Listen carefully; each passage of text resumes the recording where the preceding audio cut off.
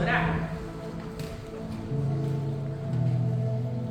Senhor Deus e Pai, nessa manhã, nós nos reunimos, Jesus, em Teu nome.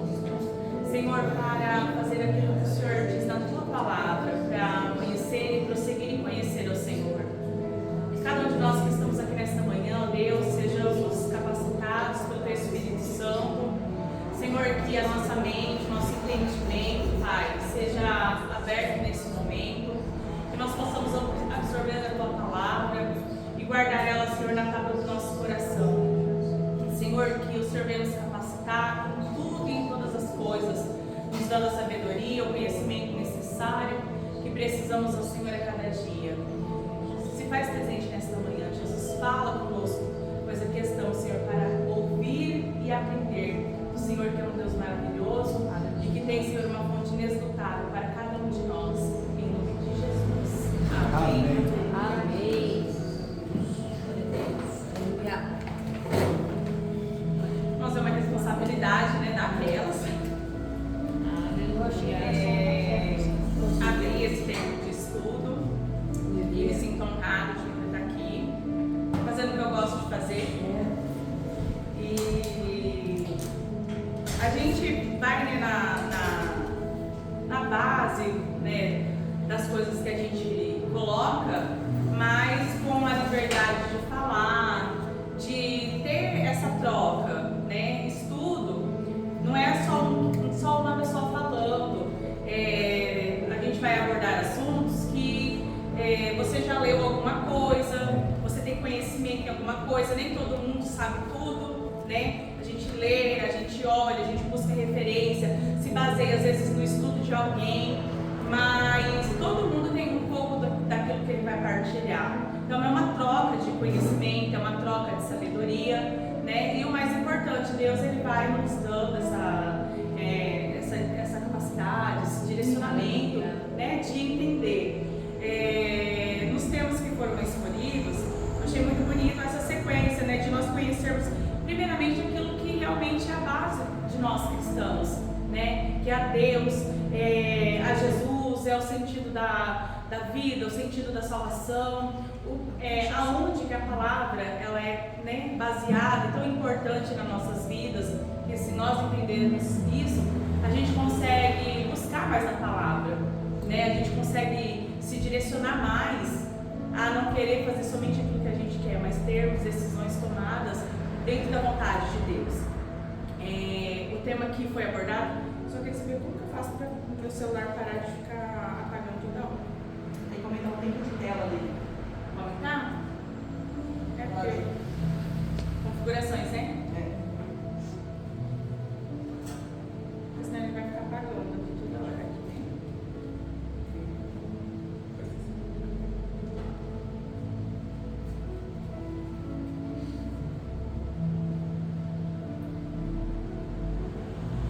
Aqui, né? Pode por 30 minutos aí, né? Pelo menos apertar uma vez, vai parar no 30 de novo.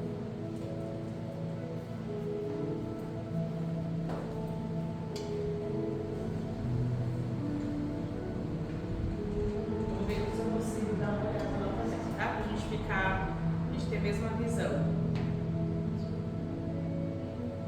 Nesse café com oração de hoje, a gente vai falar sobre a base de todas as coisas, sobre a existência de Deus e sobre o propósito de Deus a partir do seu momento de ser Deus e da criação de todas as coisas até o momento da criação do homem e de quem ele envia por causa do homem. Então tudo a gente vê que Deus, ele é o Criador, mas tudo que se diz a Deus centro envolve a nós, porque Deus seria Deus em todo tempo sozinho, só que nós estamos aqui para ser, né, o círculo de convivência. Por isso que ele quer ter relacionamento, ele quer ter intimidade, ele quer ter convivência conosco, porque ele fez isso, ele me criou, ele te criou para isso, para que nós venhamos ter um ciclo de convivência, né, um ciclo de direção dentro da vontade de Deus.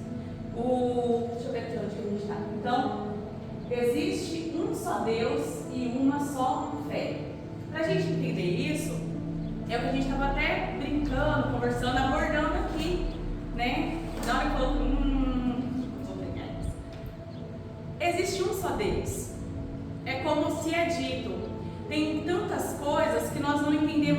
Porque é o reino espiritual. E o reino espiritual, para ele ser discernido, a gente tem que se aprofundar nele. A gente tem que conhecer.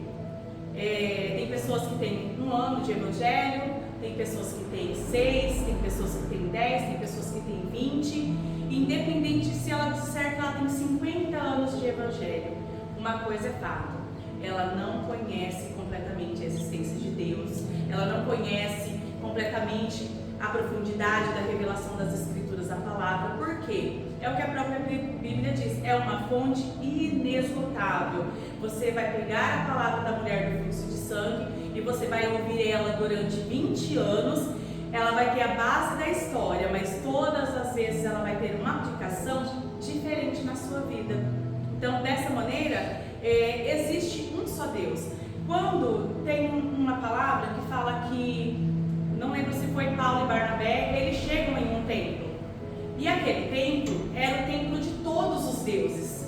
E eles andavam para aquele templo, então em cada lugar, dá a se entender quando você lê no texto, que, por exemplo, aqui é Deus Dagon, aqui é Deus Baal, aqui é a deusa Sera. Então ele foi passando. E tinha um lugar onde não tinha nome. E aí pergunto, mas que Deus é esse daqui?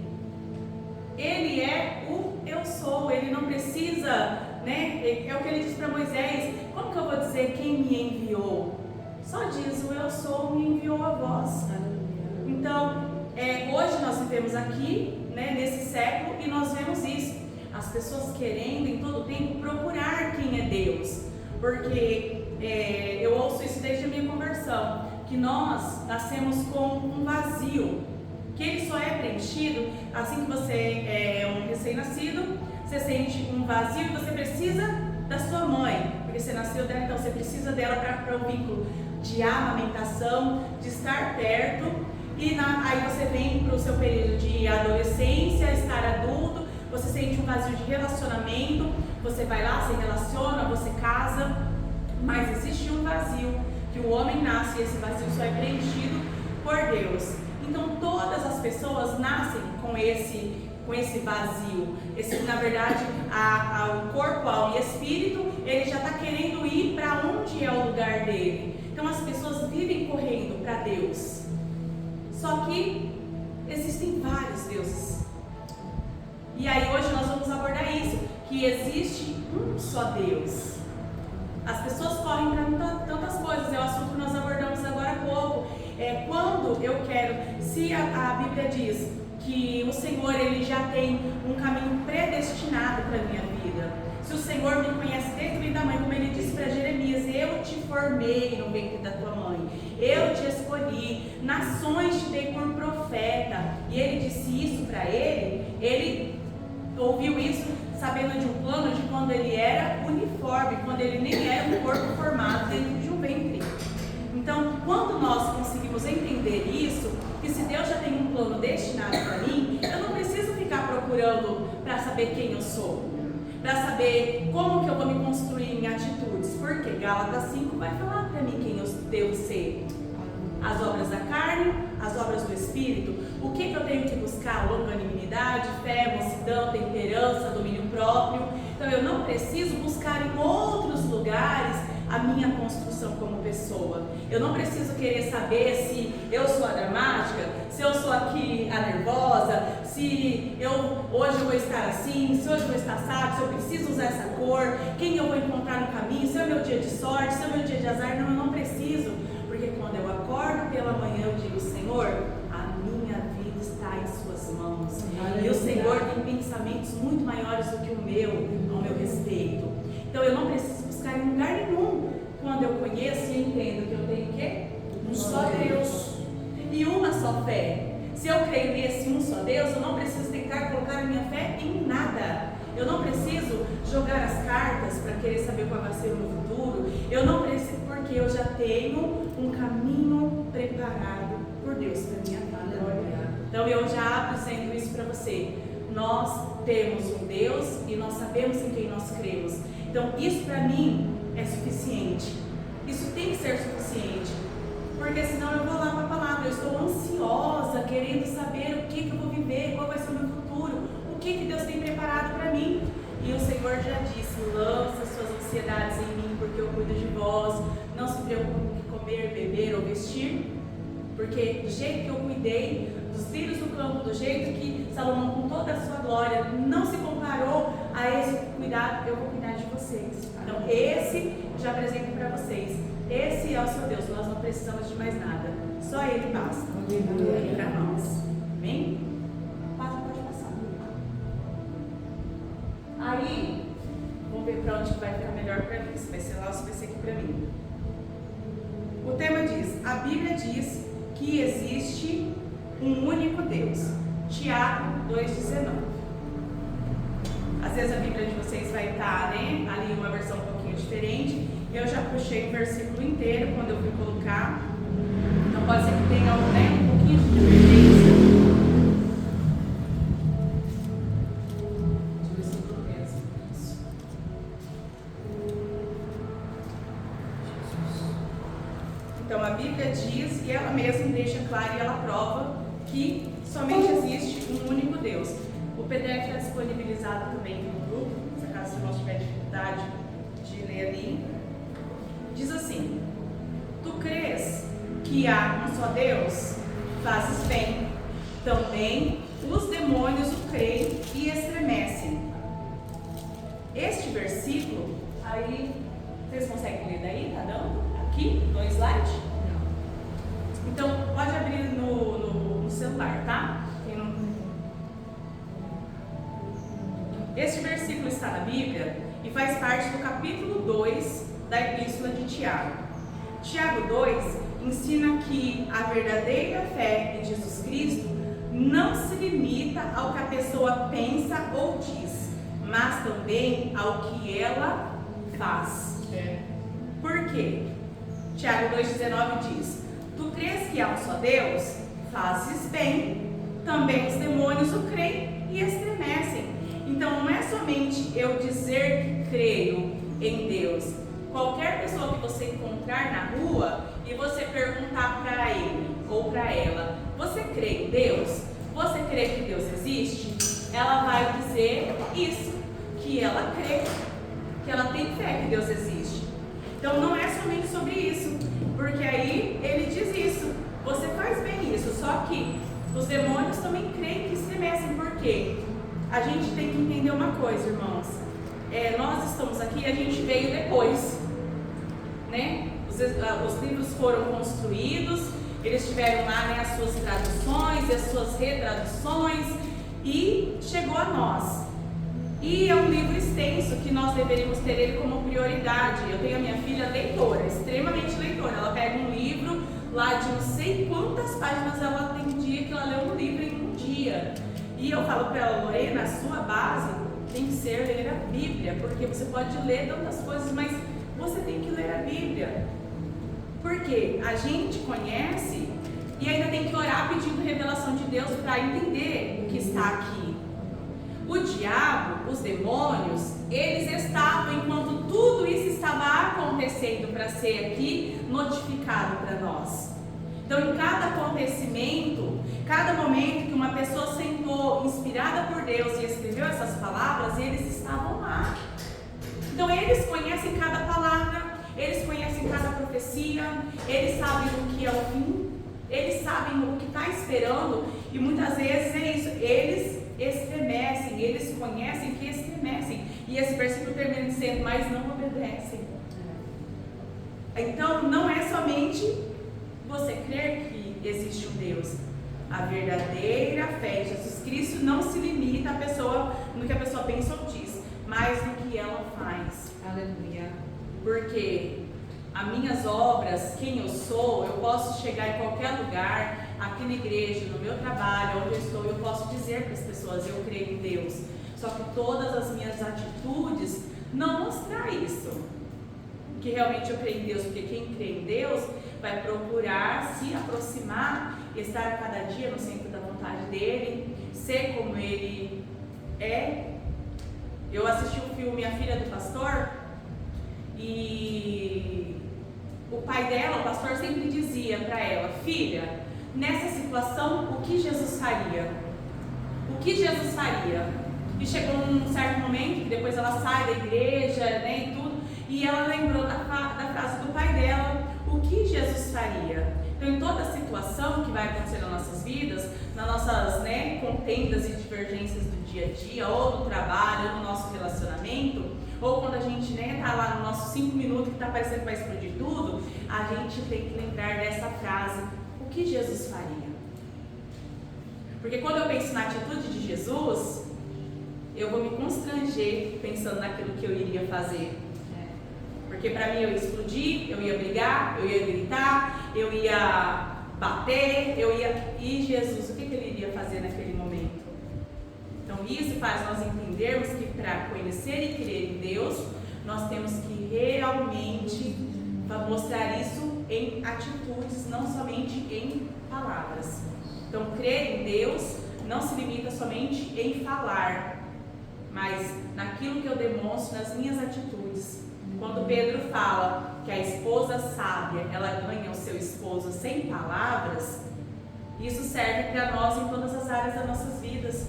Muitas vezes as pessoas vão nos observar muito mais do que aquilo que a gente fala. Porque eu posso falar aqui e posso não estar vivendo nada desses que eu estou falando aqui para vocês. Agora, as minhas atitudes vão provar isso. Aí sim prova que eu realmente creio em Deus, porque se eu creio em Deus, eu me aproximo dele e eu quero ser o que Paulo diz, sede meus imitadores como eu também sou de Cristo. Então o capítulo também incentiva os seguidores de Jesus Cristo a ajudarem os oprimidos e não preferirem os ricos aos pobres. Então em todo tempo nós vamos aprender na palavra que para mim dizer que eu creio em Deus, eu não tenho somente que mostrar isso em palavras, mas em atitudes. Então esse primeiro slide, esse primeiro momento, eu fecho dizendo isso. Para a gente demonstrar que a gente crê em Deus, nós não vamos demonstrar somente em palavras, mas em atitudes. Guarde essa frase do filme da filha do pastor, o que Jesus faria? E eu vou guardar também, vou até deixar aqui escrito para mim, porque essa parte eu não tinha preparado. Então, a nossa bispa ensinou na minha casa uma técnica que muitas vezes dá certo, que é põe água na boca. E hoje eu falo para vocês, se pergunte, o que Jesus faria nessa situação se você estivesse lá? Foi assistindo esse filme. Ele ainda passa no livro? O Senhor... Ele passa às vezes passa no SBT, Cine Espetacular, mas para você, no YouTube eu não consegui, estava quanto lá? R$6,70, R$6,90 para assistir, né? Às vezes um dia a gente marcar de assistir aqui, é um filme muito legal, viu? Netflix, não tem? Não consegui achar lá, nem na Prime Video, eu não consegui liberar ali pra gente assistir. Eu ia assistir com a minha filha esses dias. Qualquer coisa a gente marcar de vir aqui marcar um cine pipoca aqui e a gente vir pra assistir, vai ser bem legal, né? Aí já não plano futuro. Então, é isso daí. Um outro versículo que eu quero que os irmãos abram, Efésios capítulo 4, do 4 ao 6.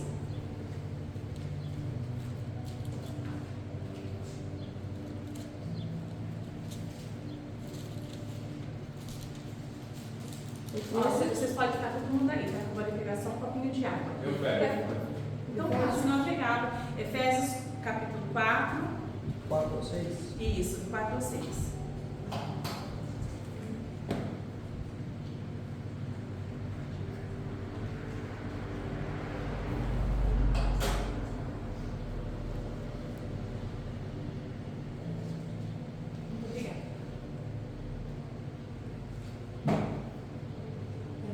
Quem tiver com o celular com o slide aberto, eu consigo acompanhar uma parte da leitura, tá? Efésios capítulo 4, do 4 ao 6.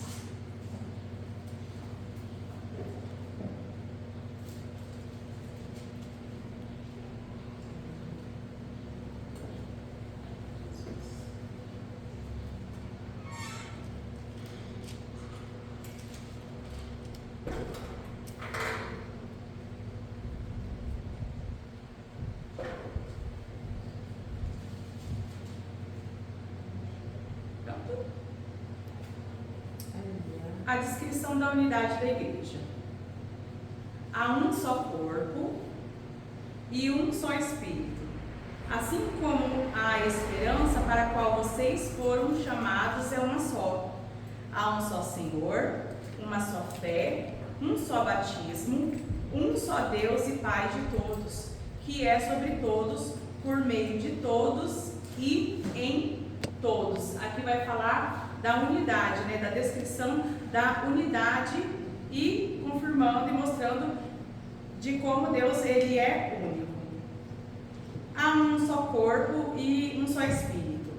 Nós temos unidade por causa do que temos em comum.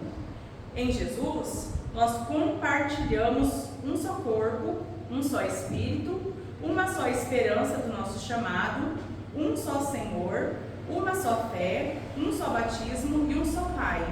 Cada uma dessas áreas em comum é maior do que qualquer possível desavença.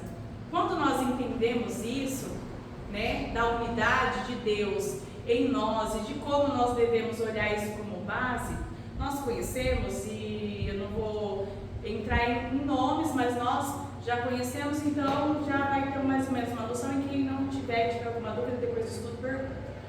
Mas nós sabemos que existem denominações que cada uma tem a sua forma de batismo, né? As pessoas elas seguem uma construção batismal.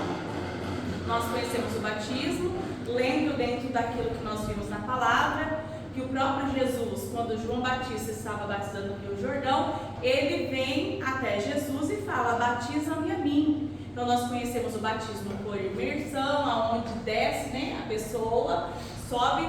Nós conhecemos esse batismo.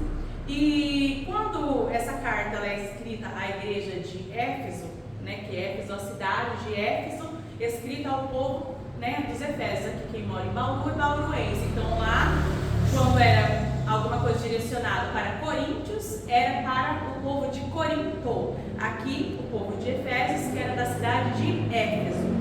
Então, eles tinham divergências em relação a muitas coisas, porque a fé estava sendo baseada naquele momento. Uma construção espiritual da igreja, de um sistema religioso estava sendo implantado. Então, o apóstolo Paulo, ele escrevia as cartas e ele deixava um direcionamento para aquele povo, porque eles tinham lá as suas construções judaicas, a forma que eles criam tantas coisas, e naquele momento estava sendo implantado aquilo que Jesus estava, né, trazendo como direcionamento, estava dando como sabedoria para quem estava escrevendo e deixando ali, né, para aquele povo. Então, depois a gente vai ler e vai ver que eles tinham dúvidas em relação a várias coisas. E aí ele vai e escreve e fala: olha, nós temos uma unidade, há um só corpo e um só Espírito, assim como a esperança para a qual vocês foram chamados é uma só. Há um só Senhor, uma só fé, um só batismo, um só Deus e Pai de todos, que é sobre todos, por todos e no meio de todos. Então ele estava deixando isso claro. Olha, não tem como eu falar assim, eu quero conhecer os ensinamentos que Jesus deixou, mas eu quero ser batizado conforme os gregos. Não, eu quero ser batizado conforme o outro é batizado. Não, eu quero fazer assim. Então ele estava deixando ali naquela construção, dizendo assim: olha, existe uma base, e essa base está sendo solidificada agora. Assim como nós hoje a gente sabe e a gente conhece. Aí eu não vou aceitar um batismo por aspersão se eu conheço ele na palavra que existe um batismo por imersão. Eu não vou aceitar batizar uma criança conhecendo o significado do batismo, que é para a remissão dos pecados, que é para que você seja, né, simbolicamente e dentro da sua vida uma nova pessoa. Então, como que eu vou fazer isso para modificar, para trazer uma novidade de vida para uma criança que ainda nem teve a oportunidade, né, de conhecer e entender aquilo e saber o porquê? Então, hoje nós sabemos e nós vamos lá na Bíblia, então nós fazemos tudo que a Bíblia tem e nos deixa por ensinamento, que eu tenho que apresentar o meu filho diante do altar de Deus, e que quando chega-se uma idade de entendimento, dessa criança, desse adolescente, que ele vai optar por aquilo que ele quer fazer com a vida religiosa cristã dele, mas sempre trazendo a base de fé dentro da nossa casa, para que quando chegar esse momento ele esteja pronto, ela esteja pronta. Então aqui era deixando claro, olha, só existe um Deus, uma só fé, um só batismo, uma só palavra. Então é nisso que nós temos que estar baseados. Aí, Efésios, isso eu acho que é falando do versículo 4. Entre os 5 e os 6, que vem e que fala do batismo. Está no próximo, isso, nesse slide. Ó, alguns pensam que porque Paulo diz que há um só batismo, a ideia do batismo do Espírito Santo como uma experiência subsequente, ou seja, depois, é inválida. Mas Paulo apenas fala aqui do batismo pela água, que é o toque invisível, ou seja, que é o caminho, que é a ativação, né, do trabalho comum de Deus em todo crente. Portanto, a base da unidade. Não há batismos separados para judeus e gentios. Então, eu vou falar que aí eu vou abrir num comentário que eu salvei para falar quem são os gentios. Quem aqui conhece quem era o povo gentil? Ou sabe o significado da palavra gentil? Quem eram os gentios na Bíblia? Então eu vou falar, tá bom? Eu deixei já escrito separado. Então aqui, o que acontecia? O povo achava assim, se eu estou sendo batizado nas águas, eu não preciso ficar buscando por batismo no Espírito Santo. Porque tipo assim, se é um só batismo, por que eu tenho que buscar outro batismo? Que eles entendiam dessa maneira. E aí aqui ele vai falar sobre isso, que uma coisa não invalidava a outra, que na verdade o batismo nas águas era isso, era uma ativação na vida da pessoa, era uma validação. A Bíblia diz, aquele que crer e for batizado será salvo, e aquele que não crer será condenado. Então todas as vezes que a Bíblia vai deixar para mim e para você, dizendo se eu tenho oportunidade, se eu consigo ter esse poder de decisão de ser batizado, por que eu não vou querer validar isso na minha vida? O que me traz dúvida de eu não querer o batismo? Como que eu estou dentro da igreja, estou dentro da casa de Deus, estou dizendo que eu sou uma pessoa que quero professar a fé, que eu aceitei a Jesus como Salvador da minha vida, mas no momento de validar isso daí, eu vou falar, eu estou em dúvida, Deus não confirmou no meu coração ainda. Se eu tenho certeza daquilo que eu quero, se eu conheci a Deus, se eu quero me manter com essa vida, não tem como eu dizer que existem dúvidas dentro de mim. Isso, na verdade, eu tenho que iniciar, eu tenho que ter anseio quando vai ser o próximo batismo, bispa. Porque eu quero estar lá, porque eu quero validar isso. Se Jesus Cristo disse para mim, na palavra, que se eu crer e eu for batizado, eu serei salvo, aí a gente abre aqui um leque, um leque, não é entre aspas, e a gente vai falar de pessoas que não tiveram essa oportunidade, que estão lá no leito de morte, que nós fomos lá, pregamos a palavra para essa pessoa, e naquele momento ali ela aceitou a Jesus. Mas será que porque ela não foi batizada, ela não vai ser salva? Ela não vai para a eternidade? Naquele momento, foi o momento dela, ela não teve oportunidade. Agora, tantos que têm, e tem dúvidas no seu coração, e tem esse negócio, quando as pessoas falam isso pra mim, eu aqui, Jocelita, eu tenho esse negócio tipo, como assim Deus confirmar no meu coração? Deixa eu perguntar uma coisa. Eu já batizei uma pessoa com vacina no leito de morte. É válido? Para ela é porque a palavra fala do homem que corria, do eunuco que corria atrás da carruagem de Filipe. Eu acho que é isso, mais ou menos. Ele estava lá lendo as escrituras na carruagem e escuta. Manda parar a carruagem. O eunuco chega lá onde ele está, entra na carruagem para começar a viagem e Filipe, se não me falha a memória, irmãos, depois a gente procura aqui, começa a falar das escrituras para ele, apresenta Jesus, apresenta todas as coisas, apresenta o batismo, me arrepiando de falar. E aí ele fala assim, o que me impede de ser batizado? Aí ele fala para ele, nada. Sabe o que eles fazem? Param a carruagem ali, tem vamos colocar nos dias de hoje, uma lagoa, uma poça, um lugar com água, ele para e batiza ali. Ele era o apóstolo Paulo? Ele era o A? Ele era o B? Ele era o João Batista? Ele era o próprio Jesus? Não. Ele estava ali ensinando e uma pessoa se decidiu pelo batismo naquele momento. E ele foi lá e batizou aquele eunuco.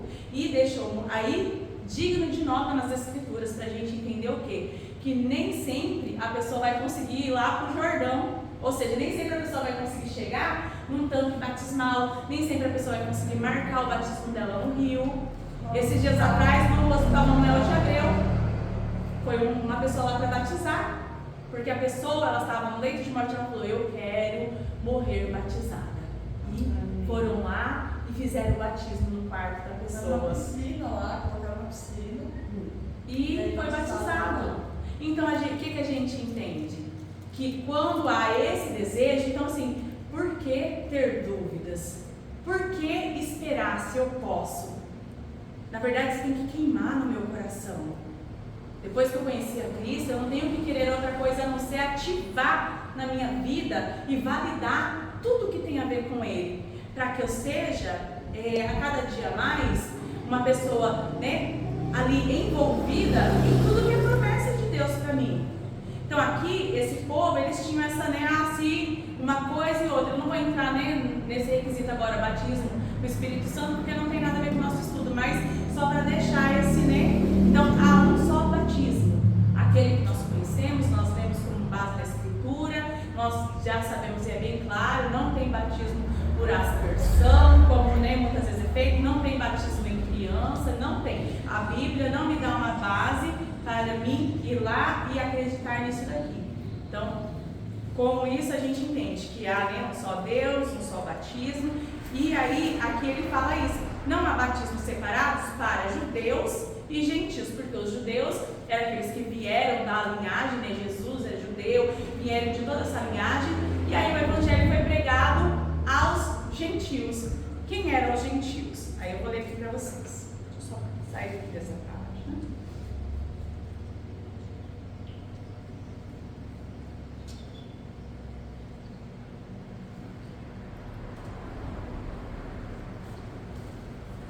Na Bíblia, os gentios eram os povos que não faziam parte do povo judeu. Eu falei, eu não vou falar só que eram os judeus, né? Senão isso vai ficar muito fácil. Aí aqui fala que os gentios eram os povos que não faziam parte do povo judeu, ou seja, todos os outros povos que foram conhecendo o Evangelho, que eram considerados o povo escolhido de Deus, os judeus. O termo gentio deriva-se do latim gens, que é G-E-N-S. Gens, que significa um clã, ou seja, um clã é um povo, né? Igual ao filme do povo dos vampiros. Um clã, um povo, um grupo de famílias. Os judeus, eles se consideravam superiores e tratavam os gentios como pagãos, imundos e indignos. Viviam num mundo à parte. Que judeus que faziam isso, irmãos? Os judeus não cristãos, os judeus que não conheciam ainda a palavra de Deus, né? Então isso foi abrangendo a todos e eles estavam todos em um processo de conversão. Então automaticamente ele vai e deixa isso claro para eles: olha, o batismo não é só para vocês judeus desse jeito aqui e para os gentios é de outro jeito, vocês vão tratar eles indiferente. Não, a Bíblia diz isso, que nós considerados gentios, porque a promessa não era para nós, né? A promessa era somente para o povo judeu, o povo israelita, e a promessa se estendeu através do sacrifício de Jesus Cristo, chegou até nós, gentios, nós somos considerados gentios. Então ele falou assim: não, olha, todo mundo vai ser tratado igual. É para aceitar, né, a Jesus, todo mundo igual, Jesus é o Salvador de todos, o batismo que é para um é para todos, porque como eles estavam na construção da igreja, a gente vê que tudo era difícil para eles. Quando a gente lê as cartas, e se você tenta se transportar para lá, você olha e fala: não era muito diferente de hoje, não.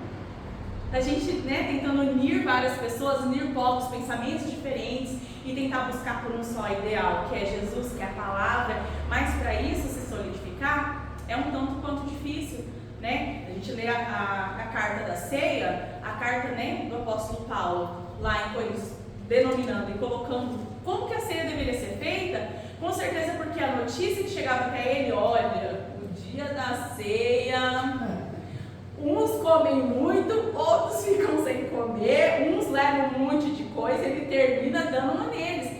Quem tem fome, come em casa. É para vocês se juntarem todos, ceiarem todos, esperem todos, porque dá se entender isso. Chegava todo mundo para ceiar aqui, a Thaís já tinha tomado a ceia dela. Dá licença, eu já tomei minha ceia, irmãos, passem embora. Mas eu cheguei agora, eu trouxe. Então ele chegou, então era um tempo de construção religiosa. E com isso a gente entende uma coisa, que muitas vezes quando as pessoas vão falar da palavra, ou vão colocar certas doutrinas, certos embasamentos, eles não veem um contexto, que foi o que o Bispo Amon trouxe para nós no outro estudo. Toda palavra, ela foi denominada a um povo, a um tempo, a um texto, um contexto, um título e um subtítulo. Por que foi colocada? Por que foi escrito para aquele povo? Às vezes é uma palavra que ela precisava ser ativada exatamente para aquele povo. Foi trazido para nós, deixado como registro, muitas vezes para que nós não venhamos fazer igual, ou que serve de exemplo para nós, mas não quer dizer que a gente tem que viver exatamente aquilo dali. Né? Tá gravado, né? Tá gravando? Então não posso falar. Mas tem coisas que a gente não vai precisar fazer. A gente sabe disso porque está na Escritura, né? Então, a gente deixa cada um com o seu exemplo de fé, mas nós ficamos com o quê? Com a palavra. E para isso, irmão, para mim ficar com a palavra, eu tenho que ler ela, eu tenho que conhecer, eu tenho que ler um texto inteiro, eu tenho que ver para quem aquele texto foi escrito, o que estava querendo ser dito para aquelas pessoas, porque às vezes eu posso cobrar do presbítero Alessandro alguma coisa que não tinha nada a ver. Eu vou o contexto de vida dele, né? Vou colocar um peso em cima dele porque foi escrito para o povo lá da Palestina, foi escrito para um povo lá que hoje, né, hoje é o Iraque. Foi escrito, eles precisavam daquilo, naquele momento era uma carta, isso daqui, e a gente entender isso. O que eu estou lendo? Estou lendo uma carta escrita. É uma carta escrita, tem o destinatário e o remetente, é isso, né? Então, foi para aquele povo, eles precisavam ler isso. O que aplica na minha vida? Isso, ótimo. O restante era para a tradição deles. Eu não posso aqui chegar com o nosso arroz e feijão e chegar lá no lugar onde o povo só come feijão preto, ou chegar lá na Bahia onde eles têm o ritmo deles de forma de comer tudo apimentado e falar, vocês não vão mais comer pimenta. Como que eu faço isso? Então só que isso eu só vou conseguir fazer se eu conhecer, se eu entender. Então aqui ele deixou claro, ó, o batismo é para todos, não tem isso que o judeu batiza de um jeito, o gentil batiza de outro. Então eles eram considerados superiores e tratavam os gentios como pagãos, imundos e indignos. Não se misturavam com eles e nem viviam no mundo à parte. No entanto, olha só, a lei de Moisés não permitia maltratar os estrangeiros. Os gentios podiam conviver com os judeus, fazer negócios e morar com eles. Paulo de Tarso decidiu trabalhar entre os gentios e alargar as fronteiras do cristianismo. Os apóstolos reforçaram o ensino de Jesus. A salvação é para todos, sem distinção. Então isso ficou claro. Deixa eu voltar lá no estudo. Para nós também? Oi? É por isso, então, é para todos. Não tem nenhuma exceção. É para todos, sem distinção. Deixa eu abrir aqui e voltar. E se a gente pegar o contexto, principalmente do Antigo Testamento, algumas pautas até eu estava estudando esses dias, que fala sobre algumas partes que dita até mesmo, né, sobre a questão da nossa diversidade em si, né? Em Êxodo mesmo 21:7 fala que naquela época poderia vender a sua filha como escravo, como era permitido, né? Então hoje como você vai pegar sua filha então? Você vai vender ela como escrava, né, no caso. Quanto você vai pedir pela tua filha?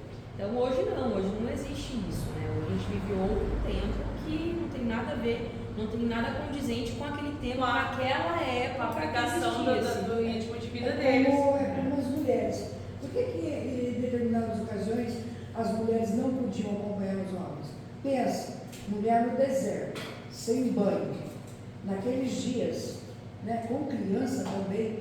Então, E não eram poucas crianças, né? Não é que eles faziam discriminação das mulheres, não, muito pelo contrário, as mulheres eram muito bem tratadas. É que havia um sol quente, no deserto, como é que a mulher ia se banhar, e naqueles dias de regras, né? Então existia todo quando você vai estudando isso, você vai vendo que não é nada daquilo. Ah, a mulher não pode participar. Sim, ela não podia participar de determinadas reuniões, né? Mas não era o fato dela ser extinta, não valer nada ser mulher. É porque havia um lugar, pensa no lugar quente. E tudo foi para. A gente vê que tudo foi para um tempo. Sim. Igual a gente, né, fala, e vou até citar uma palavra que o Bispo Amon deu, falando também naquele dia que nós fizemos aquele outro seminário. Tudo foi para um determinado tempo, para a aplicação de uma coisa. Quando Deus, naquele começo de todas as coisas, Ele disse para Adão e Eva, né, para eles multiplicarem e encher a terra, porque precisavam encher a terra. Hoje, o povo está fazendo métodos contraceptivos, porque está crescendo de uma demanda tão grande de pessoas que não têm condições de cuidar, que gera sofrimento. Então, você vê, em um dado momento, a permissão e a permitiva de Deus era: vai, procria, enche a terra. Hoje o próprio Deus deu sabedoria, ciência, porque nada vem ao homem senão de Deus, e nós sabemos disso, de uma forma com que a pessoa consiga abrir o corpo humano e consiga ir lá e fazer com que ela não venha mais gerar. Porque o crescimento absoluto das coisas, hoje o próprio Deus com certeza olha de lá, a pessoa tem o seu corpo normal, a sua naturalidade. Com certeza todas as pessoas que nascem, né, nascem vindas com uma direção de Deus na vida. Mas ele olha e vê o próprio homem não querendo, a mulher, né, eu não quero mais, eu tenho 3 filhos, eu não quero mais. Não é como antes que a pessoa tinha que ter 10, 12, 15 filhos porque ela não conseguia métodos ao qual o corpo dela. Então, tudo é para um determinado tempo. Naquele tempo, o Senhor, ele falava com os homens, ele falava com os reis, ele falava com os profetas, o próprio Deus levantou sacerdotes, mas nós vemos que quando uma mulher precisava, naquele tempo, ser levantada para uma determinada situação, Deus não colocava em rejeição isso. Gente, Débora e tantas outras mulheres que fizeram história na Bíblia, que tiveram suas participações, elas não foram anuladas, tanto que foi feita questão de delas serem citadas nas Escrituras. Então a gente vê que não tem essa distinção, mas naquele tempo para reuniões, para efetivar, né, muitas coisas que eram do reino espiritual, do embasamento, o Senhor colocou o homem para aquele determinado momento e a mulher, como está escrito desde a criação, como uma adjuntora, uma auxiliadora, para quem está junto, os dois. Então naquele momento era necessário que fosse daquela forma. Então nós temos isso hoje como entendimento. Havia um tempo determinado para cada propósito. Não, hoje precisa ter reis. Vamos deixar aqui com reis. Não, antes não tinha reis. Aí o povo vai e pede um rei. Primeiro rei levantado, Saul. Até então não tinha reis. Até então tudo estava indo bem sem reis. Não, agora é a época dos reis. Se levanta reis, profetas. Não só reis agora, vamos manter sacerdotes. E isso como consequência e sequência. Então nós temos que, né, buscar estudar e ter esse entendimento disso, de um regimento histórico dentro, né, do crescimento das Escrituras. E que isso se estende até hoje. Hoje nós não temos uma sequência da Bíblia, mas nós vivemos uma sequência das Escrituras. Hoje, se nós fôssemos falar, eu ia ter, né, a minha história para contar, a profetisa, o profeta, o presbítero, a bispa, cada um de nós temos uma história, nós somos personagens, continuamos sendo personagens das Escrituras. Nós só não estamos pegando pergaminhos e escrevendo essa história, porque do contrário seria isso. Nós como cristãos hoje, desde a época que a gente lê, e por isso que tem hoje, né, uma coisa que a gente tem que buscar estudar, a reforma cristã. A gente muitas vezes não faz um culto voltado a isso, né, o 31 de outubro, que é a reforma dos protestantes. Quem foi protestante? Quem era o nome das pessoas que abriram esse leque de entendimento? Então, para tudo, houve um tempo. A gente somos cristãos, irmãos, e muitas vezes, se a pessoa perguntar para nós quem foi o cabeça do protestantismo, do proteísmo, tem uma palavra bem assim, né? Quem foi? Protestantismo. Então, quem foi?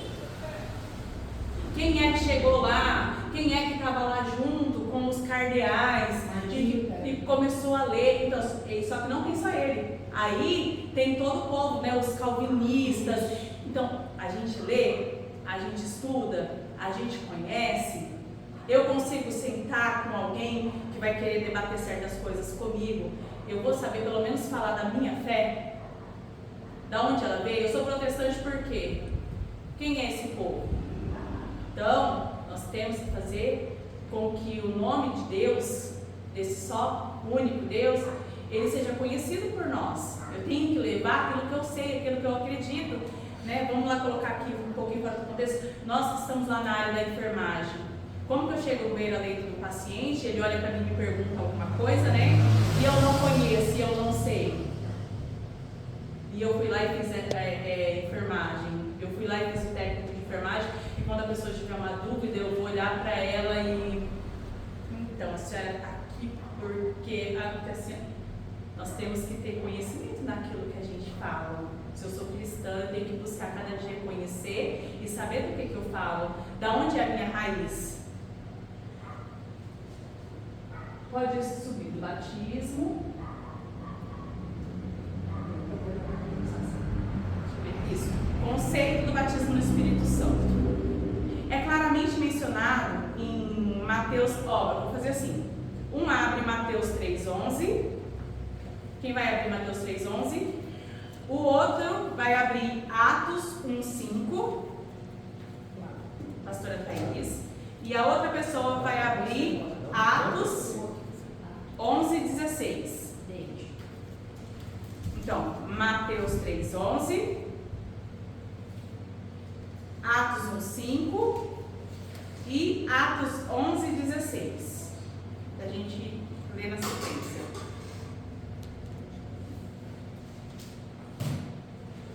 Então, é claramente mencionado em Mateus 3,11, Atos 1,5 e 11,16. E isso pode ser considerado uma experiência inicial que uma pessoa tem com a plenitude do Espírito Santo. Um Deus que preenche e que quer continuar através da vida de uma pessoa cristã. Então, o conceito do batismo no Espírito Santo, porque tinha aquela divergência de, é um só batismo, então não precisa ser batizado no Espírito Santo. Então, aqui, o conceito do batismo no Espírito Santo. Mateus 3,11, pastor Ricardo. E eu, em verdade, vos batizo com água para o arrependimento. Mas aquele que vem após mim é mais poderoso do que eu. Não sou digno de levar as suas sandálias, ou amarrar as suas sandálias, desatar. Ele vos batizará com o Espírito Santo e com fogo. Então, Mateus 3,11. É João dizendo, né? João Batista. João Batista dizendo isso. Então, ele já deixa claro: eu estou aqui batizando vocês com água. Esse é um batismo. Mas virá um após mim, que é mais poderoso do que eu não sou digno de desatar nem as alparcas ou as sandálias. Esse vos batizará com o Espírito Santo e com fogo. Ou seja, eu tenho que buscar a decisão, a validação do batismo nas águas, eu tenho. Só que eu, como cristão, tenho que querer esse outro batismo, vamos colocar assim, que é uma promessa de Deus, é uma promessa. O próprio João Batista deixou isso como uma profecia falada, que isso aconteceria. Aí a gente, também é uma outra pauta de o que é o batismo no Espírito Santo, como eu devo buscá-lo, como que eu sinto que ele vem com línguas estranhas, ele não vem, então isso é um outro assunto, mas para deixar isso claro aqui, para a gente passar para o próximo versículo, eu tenho que, como cristão, orar isso. Eu tenho que orar. Aqui não está falando assim que o batismo no Espírito Santo e com fogo, ou seja, com poder, é só para irmã. Não. É só para a missionária Ariane. Não, não. É só para o David. Não. Aqui tem uma promessa que se eu quero, eu vou ser batizada nesse Espírito Santo. Quando eu desço as águas do batismo, que uma coisa fique clara também, que as pessoas têm dúvidas sobre isso. Quando tá lá, onde cara, lá no rio, na piscina, onde seja, tá a pessoa aqui, e ela faz todo aquele momento de confissão, e aí a pessoa vai lá, né, eu te batizo em nome do Pai, do Filho e do Espírito Santo, né? Naquele momento eu estou dizendo para você, eu te batizo em nome da Trindade de Deus. Aí a pessoa fala assim, né, que aí tem muitos que falam assim, quando eu fui batizada eu já recebi o Espírito Santo. Eu estou, né, validando essa palavra na tua vida, que é nesse nome que eu te batizo, em nome da Trindade Santíssima. Isso não tem nada a ver com esse batismo aqui. Isso é uma coisa que eu vou buscar, que eu só vou receber isso daqui em jejum, oração, buscando proximidade, intimidade com Deus e há um tempo determinado. Que eu já vi pessoas que é triste na vida, e eu conheci muitos, né, cristãos aí ao longo da minha caminhada, que ficavam assim, mas eu tenho 10 anos de crente, eu não falo em línguas ainda. Eu não sinto nada. Mas quando ele está lá na igreja, louvando, ele se derrama na presença de Deus. Aqui não fala assim, olha, o batismo no Espírito Santo, ele só vai ser manifesto se a pessoa pular, se a pessoa rodar, se a pessoa gritar. Não está dizendo isso. Aí quando a gente vai ler lá, né, em Coríntios vai falar que o Espírito se reparte, se manifesta de uma forma, né, repartida na vida de cada um. Então muitas vezes o pastor Ricardo vai ser batizado no Espírito Santo, ele vai estar lá na rádio abrindo o poder, e a outra pessoa vai estar lá mais calma ali, só adorando, e ela está sentindo aquela mesma, né, intensidade de poder de Deus. E não tem nada a ver com as línguas que foram somente descidas e derramadas como fogo naquele dia de Atos 2, né? Então, que a gente venha ter esse entendimento, que muitas vezes a pessoa fala, eu recebi o Espírito Santo, tem gente que tem essa, né, esse privilégio, desceu as águas e já sobe, mas tem outros que não, né? Isso vai da porção de cada um. Atos 1:5. Porque na verdade João batizou com água, porém vós sereis batizados com o Espírito Santo, não muito depois desses dias. Então, ele só ia validando e deixando claro a promessa. E isso em Atos 1:5. Nós vemos a descida do Espírito Santo em Atos 2. E agora eu só não entendi aqui, que na hora que eu coloquei, se é o versículo 11, do 11 ao 16, ou se é 11 e 16. 11 e 16. Lê Atos 11, 16. Aí eu lembrei que o Senhor Jesus tinha dito, é verdade que João batizou com água, mas vocês, não judeus, receberam de Deus... Não, desculpa, gente. Peraí que agora... A gente vai dizer. Mas vocês serão batizados com o Espírito Santo. Aleluia. Então, a promessa, né, sendo validada. Então, isso nós temos que querer. Quem ainda sente que não tem esse... Busca. Pode buscar, porque você vai receber. É se aproximando de Deus a cada dia mais, é na sua intimidade, no seu relacionamento. Senhor, eu quero, se a tua palavra diz que existe, que tem, eu entendi isso na tua palavra, eu quero isso para mim. Eu quero ser participante da mesa. Tudo que tem na mesa eu quero comer.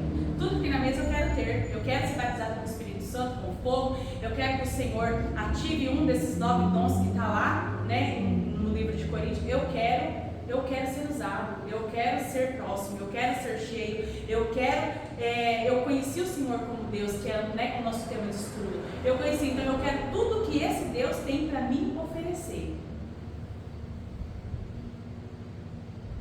Aí, próximo slide.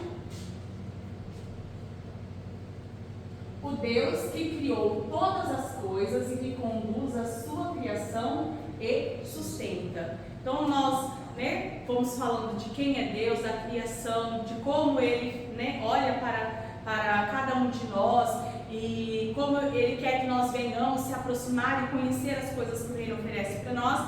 E aqui o Deus que criou todas as coisas e que conduz a sua criação, ou seja, nós, e também nos sustenta, ou seja, nos mantém. Ele não somente nos criou e nos deixou lá, né, como a gente diz, a ver navios, a Deus dará, não vai e cresce igual chuchu na cama. Não foi assim. Com Deus, quando nós entendemos o nosso lugar de filho, Ele quer ser pai. E como que o pai é? O pai ama, mas o pai corrige, o pai põe limites, o pai diz sim, o pai diz não. Então, esse é o nosso Deus. Então, no princípio criou Deus os céus e a terra, né? Gênesis 1:1. Gênesis é o livro da Bíblia que descreve a criação da terra e da vida nela, a queda de Adão e Eva, a origem da casa de Israel e os convênios feitos por Deus para salvar os filhos de Deus.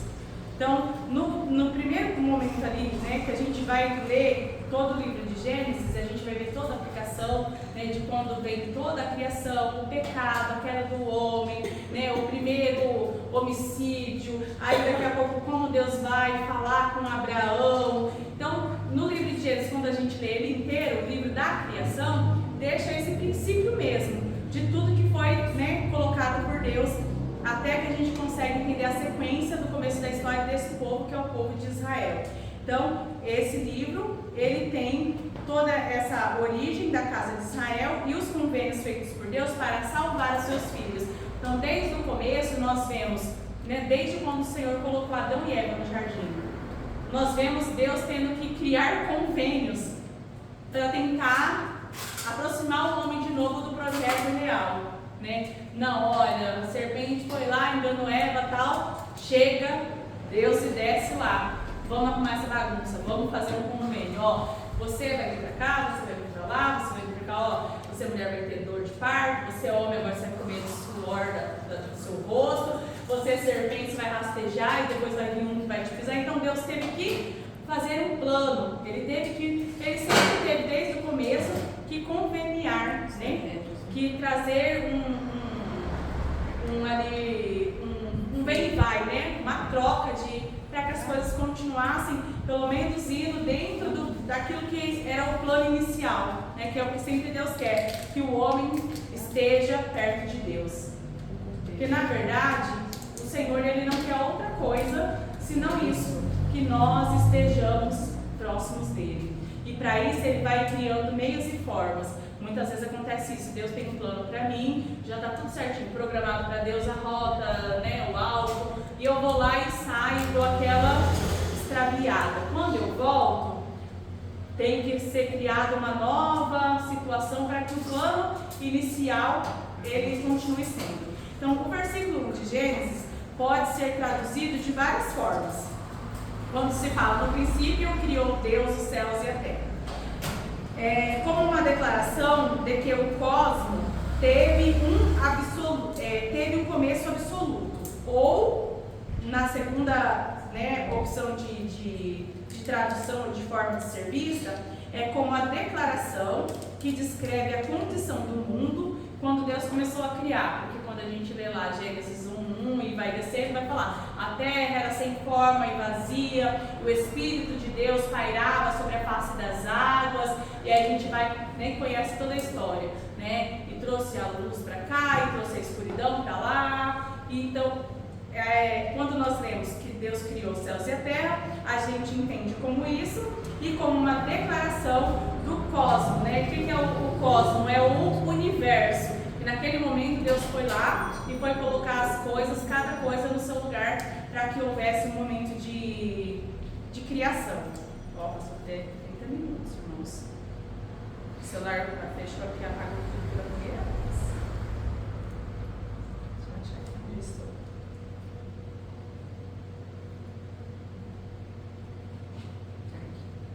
Acabando, né, irmãos? Tranquila.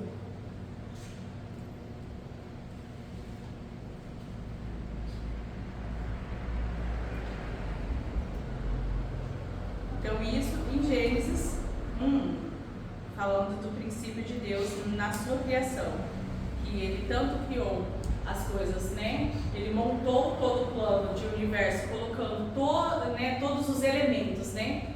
Terra, ar. Vamos lá, irmãos, quais são os elementos?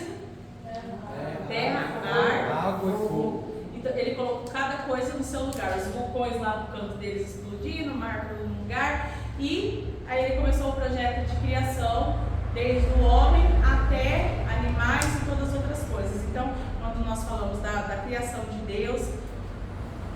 Gente, será que voltou nos 30 segundos aqui de novo? Que benção. Eu acho que voltou. Olha lá, porque ele apagou. Então, nós entendemos isso como base de criação. Sobe para cima para mim, Miriam. Isso eu já não consigo perguntar.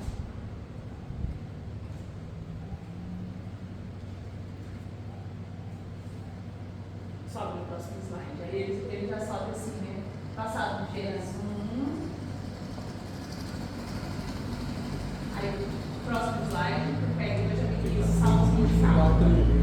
Isso. Aí. Porque dá 5% da trilha. Ah, é por isso, né? Ó, Salmos 24. Do Senhor é a terra e a sua plenitude, o mundo e aqueles que nele habitam. O Salmo 24 é uma exaltação de Davi ao Senhor pela sua criação. O salmista declara que tudo o que existe pertence ao Senhor, pois Ele criou todas as coisas. Então, Deus que criou todas as coisas e que conduz a sua criação. Nesse momento, o salmista ele olha e ele quer exaltar a Deus por todo o cuidado que ele teve, né, em criar. O Val, o seu aqui é só subir? Tá. Então, o salmista ele declara que tudo que existe pertence ao Senhor, pois Ele criou todas as coisas. Quando nós conseguimos entender isso, porque tem pessoas, é o que eu disse no começo, que a gente, né, nasce, até a gente se encontrar com Deus, entender quem nós somos, muitas vezes a gente se sente perdido. Pessoas que tiveram, né, a oportunidade e que tem até hoje, que eu achei tão bonitinho ontem, a mãe da pastora Thaís dando salgado na boquinha dela. Eu falei, ai, que bonitinho. Quem tem essa oportunidade de ter pai, mãe, né, ali, entende que e conhece um cuidado, né? E nós, como quando a gente conhece e reconhece Deus como Pai, a gente consegue ver as coisas como cuidado de Deus. Até quando é os nãos, até quando certas coisas acontecem, que ontem a irmã foi contando testemunhos e falando de um dado momento que o filho dela queria tanto fazer algo e quando aquilo lá deu errado, e aí aconteceu um acidente terrível onde as pessoas morreram e era para ele estar naquele lugar, ele conseguiu ver que existia um não de Deus, mas era por um cuidado, porque se Deus tivesse falado sim para ele naquele momento, porque ele queria aquele sim, ele teria morrido. Então, que nós entendemos isso. O salmista ele fala, olha, do Senhor é a terra, a sua plenitude, ou seja, a palavra plena é tudo, é todas as coisas, o mundo e os que nele habitam. Quando eu consigo entender isso, eu consigo dar verdadeiramente essa legalidade, esse poderio a Deus, a gente começa a viver diferente. Porque aí não mais vivo eu, mas Cristo vive em mim. Eu consigo entender isso, eu consigo deixar Deus aplicar os planos dele sobre a minha vida. Eu consigo orar antes de tomar as decisões. Eu tento entender sim o não de Deus para determinadas coisas. Não aconteceu por quê? Não chegou até a mim por quê? Ou chegou até a mim por quê? Porque eu sou criação de Deus, porque Ele cuida de mim, porque eu sou filha e eu tenho um pai que me ama e que me direciona e que me ensina e que quando eu oro, porque irmãos, quando a gente realmente quer deixar Deus direcionar nossas vidas, muitas vezes você não precisa ouvir muita coisa das pessoas. Vou colocar lá como exemplo eu, mulher, e não olhem, né, não pensem no meu jeito, né, quadrado, religioso de ser em certas coisas. Mas muitas vezes você vai colocar uma roupa. Isso para homem, para mulher, você vai colocar uma roupa, você vai fazer alguma coisa. Não precisa nada, não precisa ninguém. Naquela hora ali, você olha para você olha para o céu, você olha para você de novo. Você fala, será que eu estou apresentável como um filho de Deus? Como uma filha de Deus? Será que desse jeito que eu estou aqui agrada a Deus? Ou como a gente já falou aqui, em atitudes, em palavras, será que isso daqui que eu fiz agradou a Deus? Será que o meu pai está orgulhoso de mim? Porque a gente, né, quer dar orgulho, quer ser motivo de orgulho, para Deus não é diferente. Será que aonde eu estou sentada está sendo motivo de orgulho para Deus? Será que o assunto que eu estou falando agora, se o meu pai está sentado aqui, ele ia me olhar como filho, ele ia ficar orgulhoso, ou ele ia se envergonhar e falar: não acredito que a minha filha está falando isso, não acredito que meu filho fez aquilo, porque eu não ensinei ele assim, porque eu não queria que ele fizesse assim. Então, quando o salmista Davi, ele vai lá e ele diz que tudo que há no mundo, né, na terra e o que nele habita pertence ao Senhor, e eu entendo isso, se eu estou aqui nessa terra e eu pertenço a Deus, eu quero a cada dia que quando meu pai sentar à mesa, ele possa dizer: eu estou orgulhoso de você. Aleluia. Eu estou orgulhosa de você. Eu esperava exatamente isso, porque foi isso que eu te ensinei e você fez direitinho. Às vezes você vê meu pai, a mãe falando: nossa, mas olha, que esse mãe faz igualzinho eu. Igualzinho eu. Eu fazia isso e ele faz igualzinho. Olha, aquela comida, Deus não quer diferente. Ele quer poder sim olhar, que eu acredito. Muitas vezes eu penso nisso e eu acredito e tenho uma certeza piamente que, como o reino espiritual ele continua mais do que ativo nesse exato momento, que daquela mesma forma que os filhos iam se apresentar diante de Deus, da forma que foi visto a vida de Jó na terra, não é diferente nos nossos dias.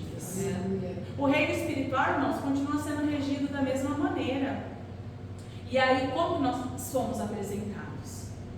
Né? O que Deus pode falar quando Satanás for lá e tentar falar alguma coisa da Cristina? Será que ele pode falar como ele falou de Jó? Viste o meu servo Jó, homem fiel, reto, íntegro, se desvia do mal. Será que Deus pode falar isso de mim? Ou quando ele for, né, com certeza nem vai tentar dar uma gafe dessa lá do céu, falar, né, se desvia do mal, pro demo chegar lá e falar: mentira, eu estava lá quando ela passou por lá, eu estava lá com ela, se desviou nada, pegou, foi aquele caminho lá, o desvio era para a direita, ela foi para a esquerda. Então, quando nós conhecemos a Deus e conseguimos olhar dessa maneira, e entendemos que nós temos um dono porque somos escravos, né? Não, mas até tem versículos que falam que nós somos cativos desse amor, cativos, ele nos constrange, ele nos, né? E eu peço muito, eu falo: Senhor, me cativa, me prende aqui na tua palavra, me prende naquilo que é do Senhor. Eu prefiro ser escravo do Evangelho do que ser escravo de Satanás lá fora. Que se for para ser, que seja para Deus, seja na presença de Deus. Então o salmista deixou isso claro para nós. Ele declara que tudo que existe pertence ao Senhor, pois Ele criou todas as coisas. Então ninguém aqui manda no seu nariz. No seu nariz e da narina para dentro, quem manda é Deus. Aleluia. Aí o Deus que criou o homem, Gênesis 2, do 21 ao 23, conta a história de como Deus criou a mulher a partir de uma costela de Adão. Então o Senhor Deus fez o homem cair em um profundo sono, enquanto este dormia. Tirou-lhe uma das costelas, fechando o lugar com carne. Dessa costela, o Senhor formou uma mulher e levou ao homem. Então o homem disse: agora sim, essa é carne da minha carne e ossos dos meus ossos. Essa será chamada de mulher, porque Deus tirou do homem. De acordo com a Bíblia, Deus criou a mulher para estar do lado do homem, nem abaixo nem acima dele. A ideia da conexão matrimonial foi estabelecida antes que o pecado entrasse no mundo.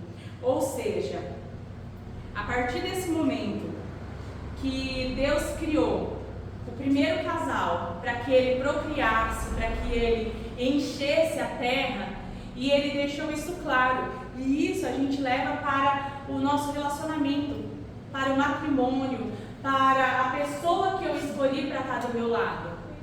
Ninguém na relação é maior do que ninguém. Ninguém é melhor do que ninguém. Não, eu mando e você obedece. Porque desde o princípio do primeiro casal que foi constituído, Deus deixou isso claro. Vocês vão mandar juntos. Vocês vão andar em unidade. Eu não posso olhar para Valéria e falar assim para ela, não, é do meu jeito. E a gente, nossas, né? Eu acredito que não vem aqui ninguém falar que não é, não. Quem é? Eu não venho, né? Todo mundo, a gente no relacionamento, nossas divergências são. Porque eu muitas vezes não quero fazer da forma que a outra pessoa acha que é, porque minha mente é diferente, porque eu tenho as minhas verdades, porque o que tem que prevalecer é o que eu quero, é o que eu falo, porque é eu que mando, porque é eu que pago as contas, não porque é você que... E Deus deixou isso claro que não, vocês vão andar juntos, vocês vão construir uma vida juntos e vocês vão lutar pelos mesmos ideais. Não tem ninguém aqui que é cabeça em cima de ninguém. É ombro a ombro, é lado a lado, construindo uma vida. Se a gente busca por isso no relacionamento, a gente consegue se livrar de muitas situações. Porque muitas vezes é isso, é a imposição do não, eu mando, eu faço, é do meu jeito, que os nossos relacionamentos eles vão se desconstruindo, porque a gente quer que seja do nosso jeito.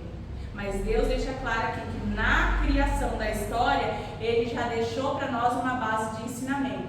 Não tem ninguém aqui melhor do que ninguém, não. É os dois andando por um denominador comum. Para quê? Para construir uma vida feliz, para ficarem juntos, para lutar um pelo outro, para construir tudo para ambos. Então, como Deus ele é lindo em todas as coisas, Ele mostra para nós que se nós andarmos aqui, ó, nessa bússola, a gente vai se livrar de tanta coisa, de tantos problemas, de tantas situações, mas para isso a gente tem que realmente querer efetivar a palavra, porque eu posso falar tudo isso agora e daqui a pouco sair lá fora e fazer tudo diferente, mas eu posso ouvir tudo isso daqui e quando eu chegar lá fora, eu lembrar da frase do que Jesus faria e tentar mudar isso dentro de mim.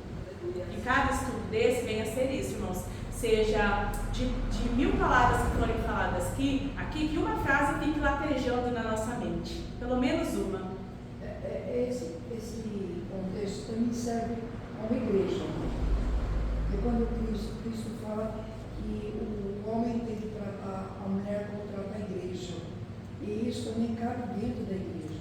Porque a palavra, né, Cristo ele fala, né, que o homem ele tem que amar a mulher assim como amar e tratar, assim como Cristo amou a igreja e assim mesmo se entregou por ela, né? O grau de amor e de cuidado que deve ser baseado, de você olhar, né? Aí sempre fazendo isso nesse momento, aplicando no momento vida 2. Olha como que foi a comparação. Olha, você tem que amar a pessoa que está do seu lado da mesma maneira que Cristo amou a igreja e se entregou por ela. Olha isso, como que eu vou ter coragem?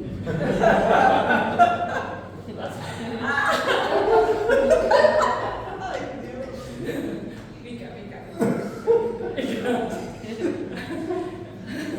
Vem de Deus, tá? Que Deus faria agora.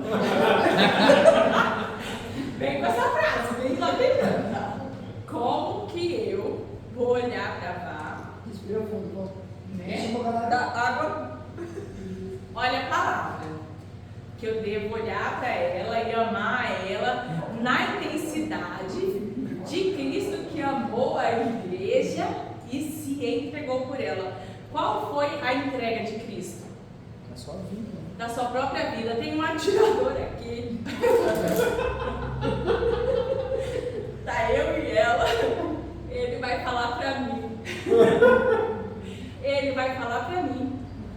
Quem você prefere tomar primeiro? Ou quem você quer que eu deixe vivo? Você ou ela? Qual é o amor? É sobre isso. No relacionamento, irmãos. No relacionamento. Eu amo tanto ela que eu tenho coragem. Não, olha, eu quero que ela continue vivendo porque ela ainda tem coisas para viver. Se for para morrer aqui, eu morro. Eu tenho coragem de fazer isso? A minha base de relacionamento é pode te colocar, meu amor. A gente brinca, né? Mas leva isso para o seu relacionamento. Eu tenho coragem de pôr a minha vida em risco por causa da outra pessoa. E quando a gente fala colocar brincando, é risco de vida. Quando esse risco? Eu tenho coragem de abrir mão das coisas que eu gosto? Por causa que às vezes não é exatamente o que o outro gosta? Eu tenho coragem de deixar de fazer certas coisas para deixar bem o meu relacionamento? Eu tenho vontade de me adaptar para certas coisas? Porque a gente vai falar isso. Jesus, ele amou e se entregou pela igreja.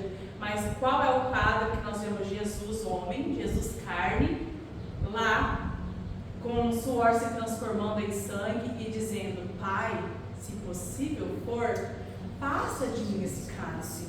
Todavia, não seja a minha vontade. Ou seja, por quê? Porque eu estou sendo Cristo que se entrega pela igreja e ama ela. Então não é a minha vontade. Olha para o relacionamento. Não é a minha vontade, mas que se cumpra a tua. Para quê? Para o meu relacionamento dar certo. Gente, isso é assim, tremendo para a minha vida. Hoje como brincando, é na cara da gente. Eu tenho essa coragem de me entregar dessa forma, de ser por prova de amor e de olhar e falar: não, eu amo a esse ponto de fazer isso para o meu relacionamento dar certo. Então Deus, ele criou todas as coisas, ele criou, como nós estamos vendo aqui, o seu senhorio. Nós vemos a criação, nós vemos como Deus criou a gente, como ele quer que nós devemos entender que nós somos, pessoas que têm que ter uma fé baseada nele, e como nós devemos nos construir como pessoas aqui nessa terra. Então, não tem nada que Deus não nos direcione. É como nós queremos, como foi de colocar e efetivar nas nossas vidas.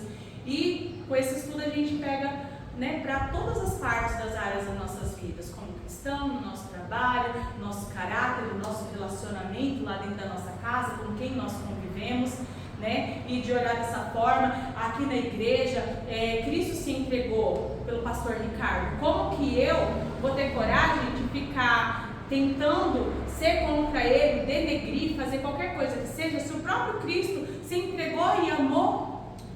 Quem sou eu que não tem coragem de ficar na frente do Evaldo, Brincadeira. Aí a gente, então, de entender exatamente isso, que nós temos que ter, essa base de amor e de olhar, que Deus, ele colocou no geral, nós para andarmos um do lado do outro.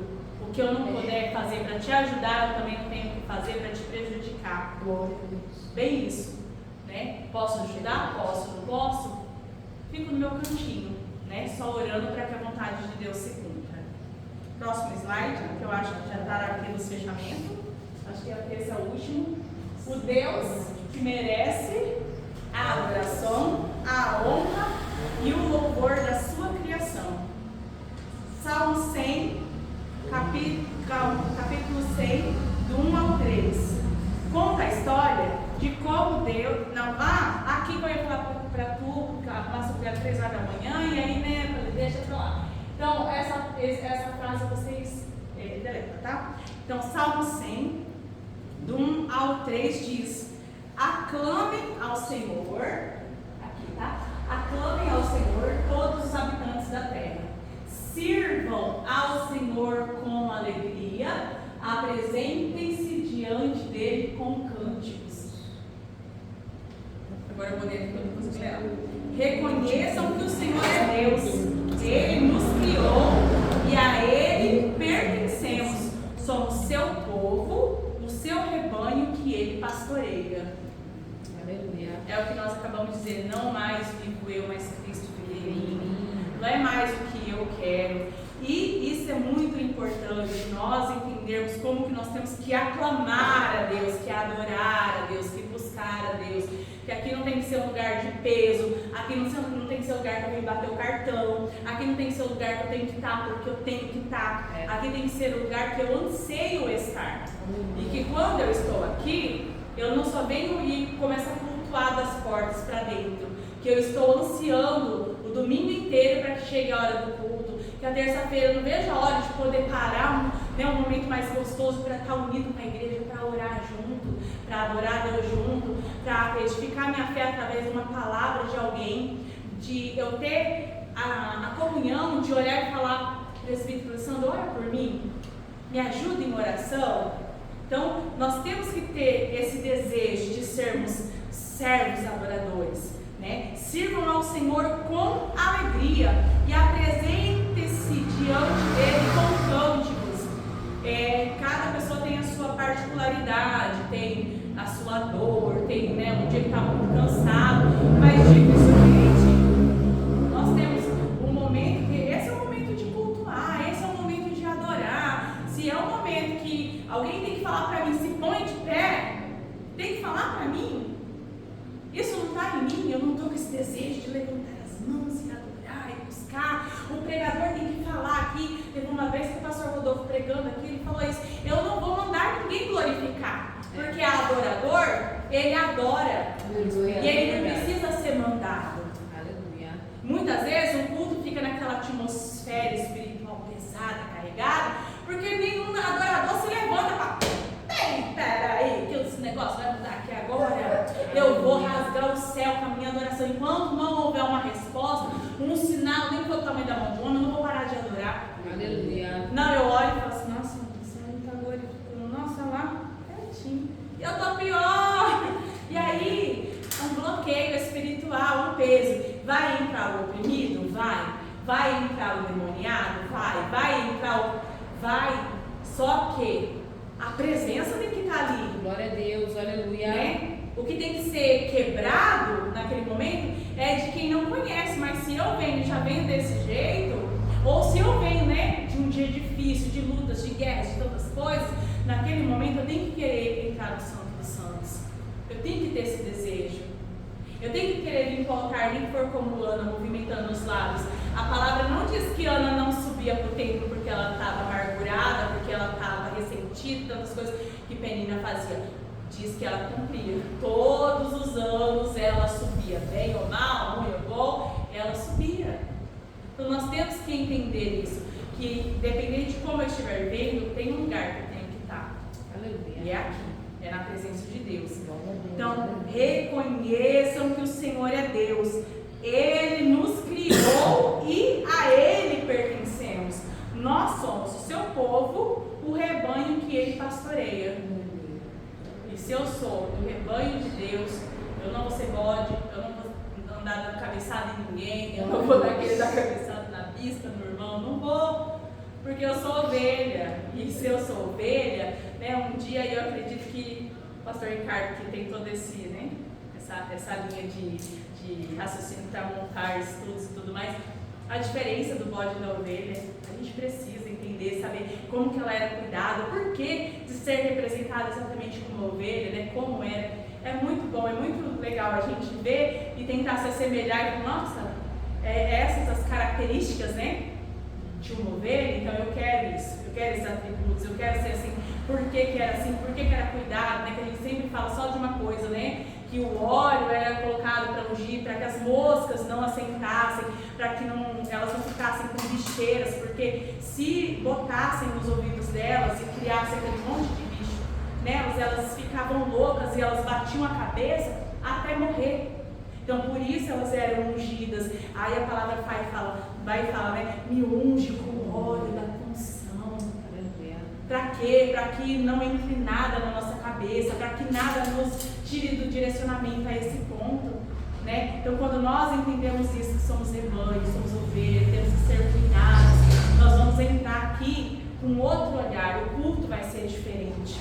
Eu vou trazer o culto, porque é o negócio do cristianismo, de nós não termos o egocentrismo, né? De não ser nós egocentrismo, mas ser Cristo o centro de todas as coisas no culto.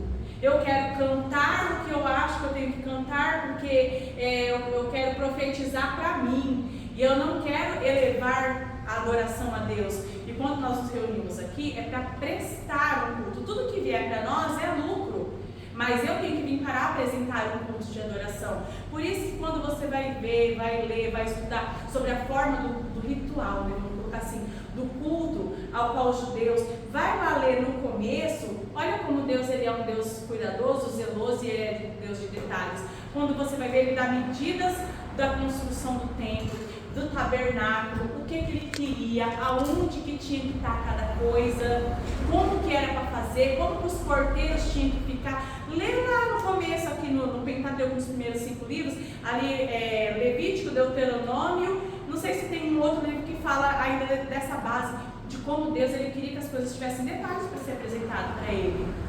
Ele colocava pela olha, o porteiro vai fazer assim, então, vai ficar não sei quantos vasos com isso, ele deixava isso em detalhes. Aí a gente chega aqui, quer fazer tudo de qualquer jeito, quer apresentar qualquer coisa, quer cantar qualquer coisa, quer pregar qualquer coisa, que foi o que a pastora Thaís falou ontem. Não tive tempo para estudar, eu quero oferecer o meu melhor, eu não quero falar daquilo que eu não domino, eu quero falar daquilo que eu sei, né? Então, quando você já tem lá, né, uma caminhada, igual eu e o pastor Ricardo estava brincando, falando, né, a gente chega, sabe, chegar e falar assim, você vai pregar? Eu só vou orar para Deus me ampliar minha visão, me direcionar para aquilo que Ele quer, mas eu vou lembrar de Zaqueu, de Ana, José, porque foram anos fazendo isso, pregando. Então, você tem uma base de mensagem, Deus vai te direcionar para aquilo na hora hoje. Lembra quando você pregou sobre o vale de Assucegues? Hoje eu sei que a igreja precisa e a gente vai, mas quem não tem esse... vai lá, vai buscar, porque quer oferecer o melhor. E é isso que Deus quer, que nós venhamos sempre oferecer o melhor, porque Ele deixa claro, olha, vocês conheceram quem eu sou, sabem quem eu sou e sabem o que eu quero. Eu tenho o melhor para dar para vocês, então não oferece qualquer coisa para mim. Ele deixou isso claro em Malaquias, na palavra que a gente ministra nos ofertas. O povo chegava lá, com o manco, com o cego, com o aleijado, queriam oferecer. E Ele falou, vocês são tudo ladrão. No que nós te roubamos? Vocês me roubam nos dízimos e nas ofertas, porque vocês me oferecem porque é ruim. Vocês me oferecem porque é pior. E isso não é diferente nos cultos. Quando a gente terminar o culto, que a bispa der a bênção, eu olhar para mim, me analisar e falar, que tipo de culto que eu prestei hoje? Será que se tivesse aqui um holocausto e aquilo que eu apresentei como adoração, se fosse para descer fogo do céu consumindo e mostrando que aquilo vai subir como cheiro suave nas narinas de Deus, será que esse culto que eu prestei foi bom o suficiente para ser queimado como oferta de adoração? Aleluia. Isso de cada um. Será que a Jocelita ofereceu um holocausto bom? Será que eu vou ficar como os profetas de Baal, buscando Deus e não vai ter resposta porque eu não ofereci aquilo que era bom? É da gente pensar, né? É da gente olhar e ver que é para servir ao Senhor com alegria e se apresentar a Ele com cânticos, com o nosso melhor, daquilo que Deus quer que nós venhamos oferecer para Ele. Por quê? Porque nós somos o seu povo, somos rebanho do seu pasto e Ele é o nosso pastor. Aleluia. O Deus que merece a adoração, a honra, a glória e o louvor da sua criação, no Salmo 96, do 1 ao 6, vai dizer: cantem ao Senhor um novo cântico, cantem ao Senhor todos os habitantes da terra, cantem ao Senhor, bendigam o seu nome, cada dia proclamem a sua salvação, anunciem a glória entre as nações, seus feitos maravilhosos em todos os povos. Porque o Senhor é grande e digno de todo louvor, mais temível do que todos os deuses, com D minúsculo. Todos os deuses das nações não passam de ídolos, mas o Senhor fez os céus. Aleluia. Ele já deixa claro. Pode falar aí, deuses, mas quem fez o céu aqui, ó, foi papai aqui. Bem, né? É bem isso. Então, a mensagem do Salmo 96 é que Deus é o único objeto legítimo de adoração, ou seja, a única coisa existente que nós temos que conhecer e ser adorado.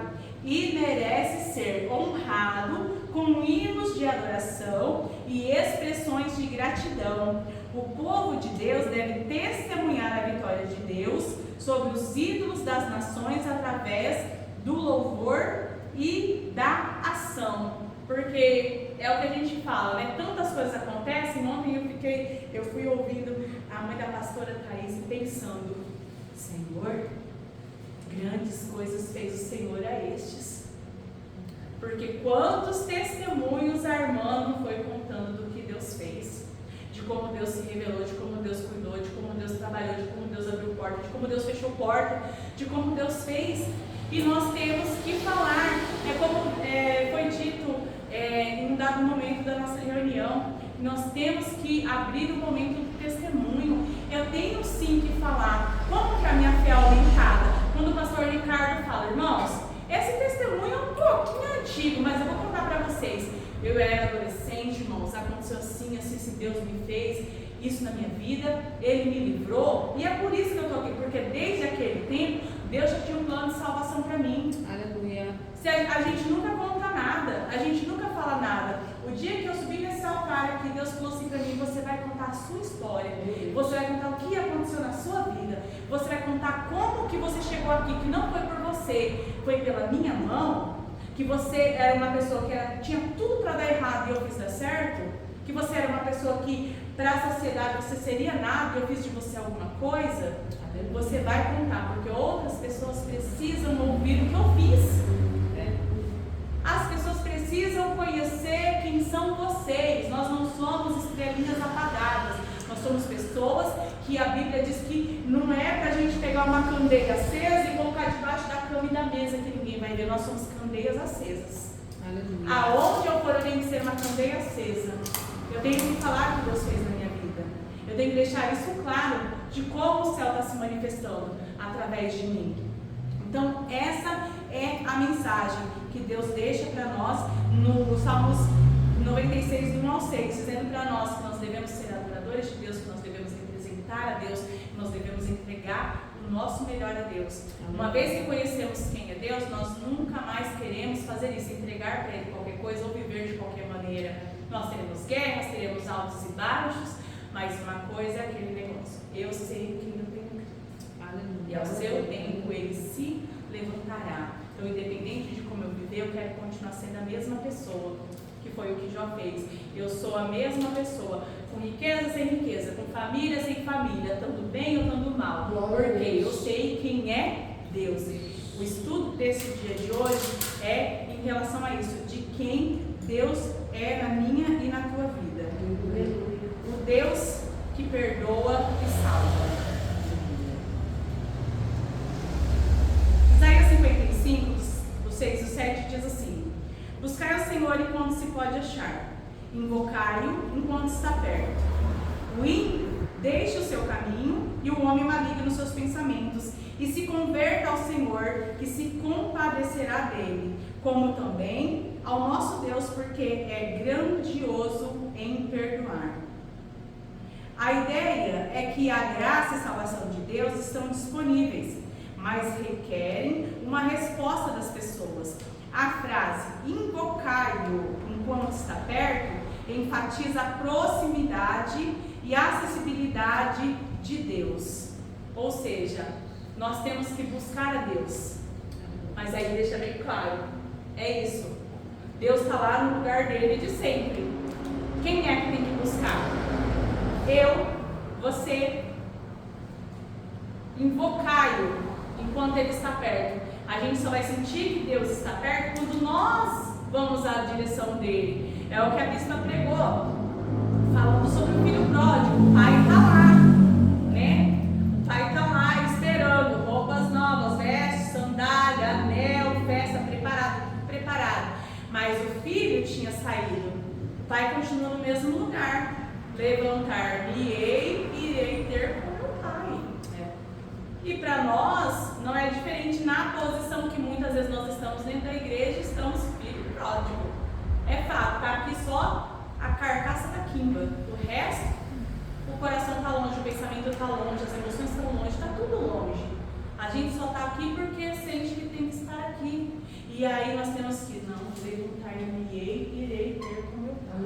Aleluia. Eu vou voltar para o altar. Aleluia. Eu vou voltar para o lugar onde Deus quer que eu esteja. Ele me quer na oração, eu vou na oração. O Senhor me quer ministrando, eu vou ministrar. O Senhor me quer orando, intercedendo, eu vou voltar para o lugar onde o meu Pai tem para mim. Glória a Porque Deus. quando eu estou lá, eu recebo isso, o renovo, eu recebo vestes novas, eu recebo anel novo, aliança nova, relacionamento novo, tudo novo. Porque continuamente Deus, Ele tem esse propósito de perdão. A gente, irmãos, eu falei isso e falei, né, no vídeo que eu gravei, falando sobre isso. Deus, Ele nos perdoa todos os dias. Todo dia. Não tem como dizer que eu passei o dia com a auréola acesa aqui, como desenho. Não tem. Não é você falando, é a palavra falando. Se você chega ao Pai todos os dias. Sim. O Senhor não se lembra do teu pecado Anterior. Dessas coisas não me lembrarei. E fora que ele já deixa certo aí. Vamos aqui ler. Tem um vínculo entre eu e você na Bíblia. A palavra diz que se eu chegar em você e pecar contra você, 70 vezes 7, quanto que é, irmãos? Meu Deus. 70 vezes 7. 490 vezes no dia. Eu acho não, pelo amor de Jesus, por Jesus. Eu nem consigo pegar tudo isso no dia contra uma pessoa só. Eu acho, né? Não sei, eu acho que, né? Foi estreito, né? Foi estreito, pastora.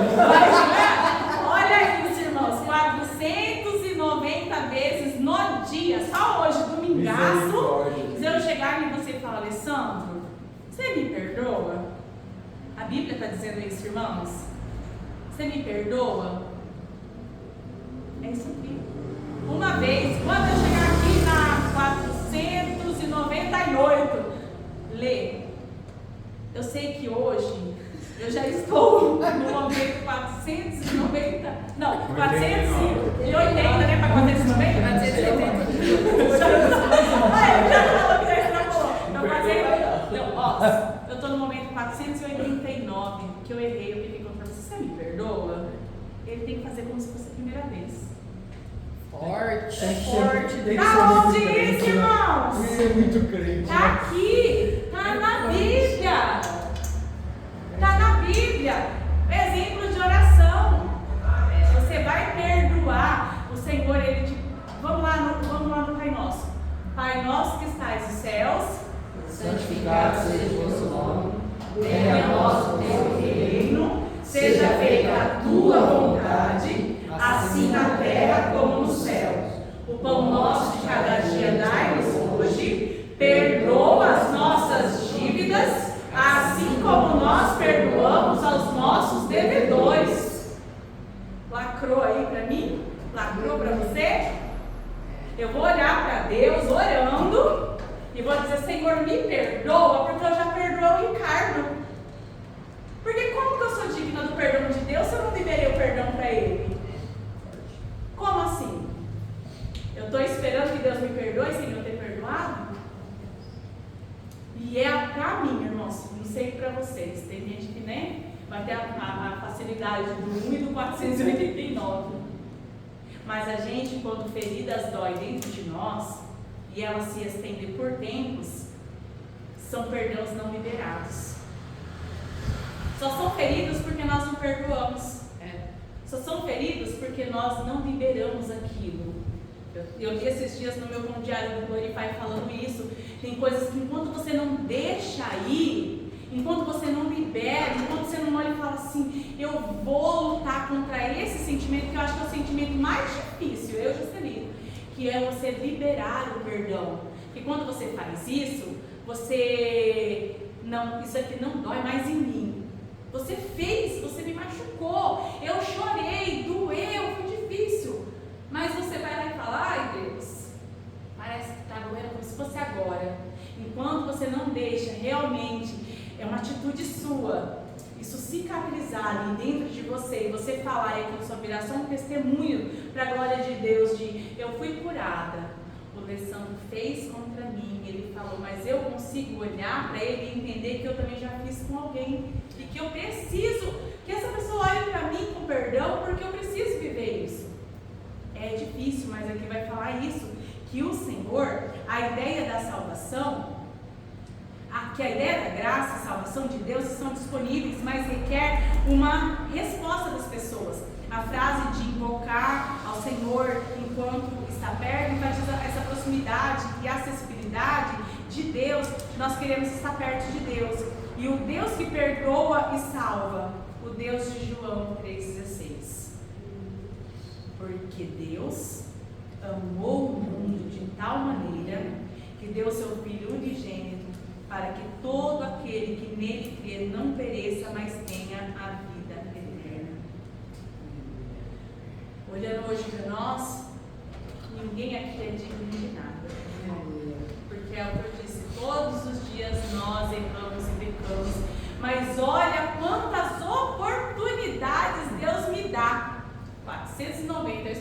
gastar muitos não, tá? Você me perdoe. Eu espero não ter que gastar tantas assim. Mas olha a chance, né? As oportunidades que Deus te dá, porque Ele sabe quem você é. Não, Ele sabe exatamente quem eu sou. E que infelizmente, é o que a gente falou aquele dia, né? Aquele dia em outro momento, que Deus tem que abrir convênios.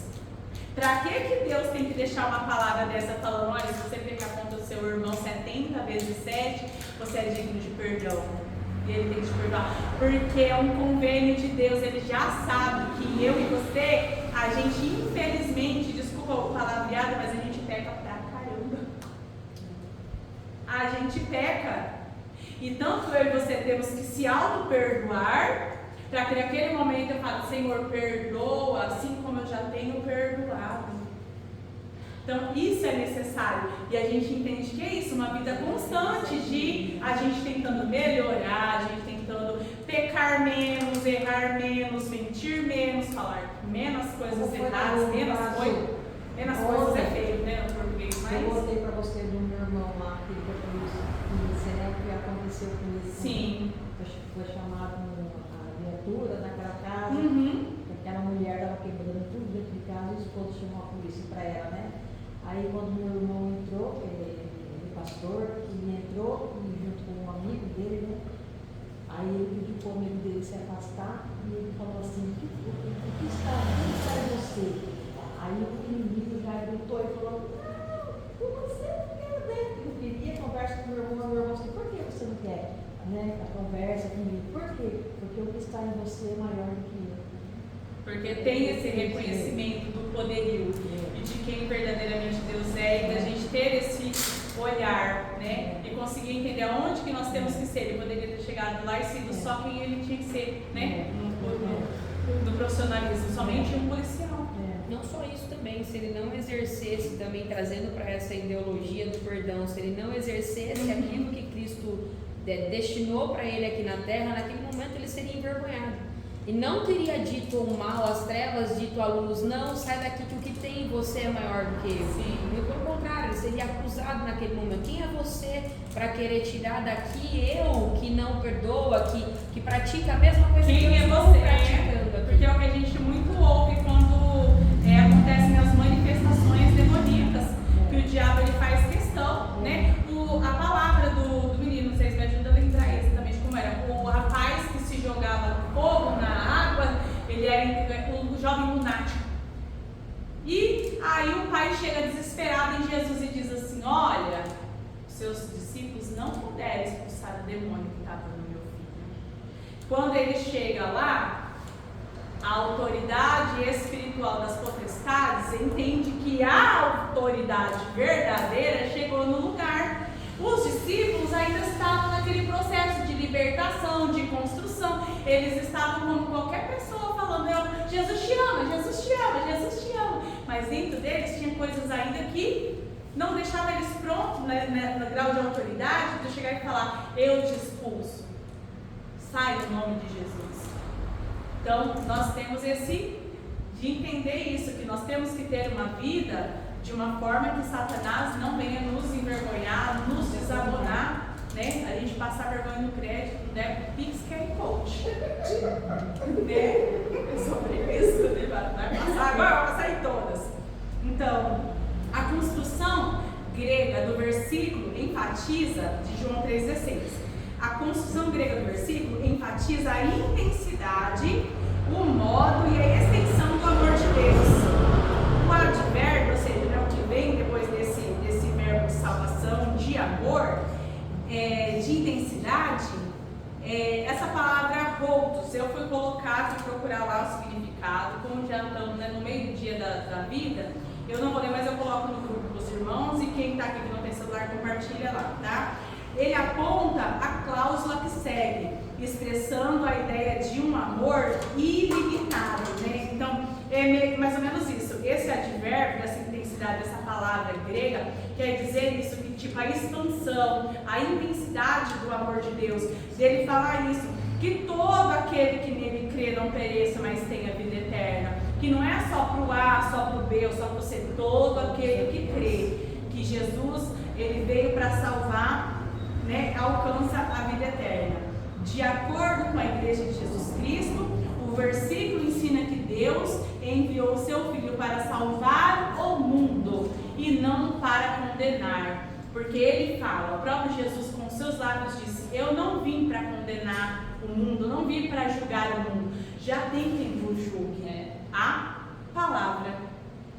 Então ele não precisa fazer isso. Ele veio, né, falou do reino de Deus, ele falou de como seria se acaso você quer viver isso que ele te ensina, e ele deixou claro, a palavra vai fazer isso com você. Amém, irmãos? Amém. Que Deus abençoe vocês. O que eu não pude falar, expressar, que o Espírito de Deus fale. Eu sei que eu falo bastante, então assim, né, da próxima vez eu vou tentar. Não, gente, 1 hora eu falo o que deu para falar. Vou tentar enxugar. Mas que Deus abençoe a todos. É muito bom estar em comunhão.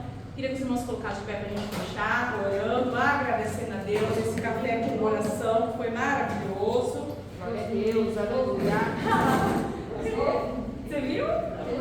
Próximo de novo, olha. Todo mês tendo uma aplicação dessa nas nossas vidas. Aí vamos fazer uma coisa muito importante, irmãos. Ó, teve frases muito legais que a gente falou aqui hoje, né?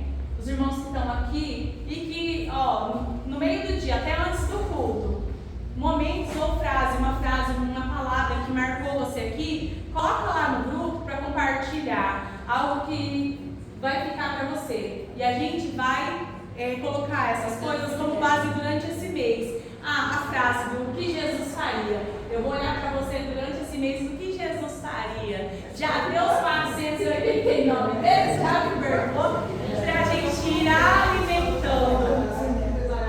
Né? Uma vez por vez.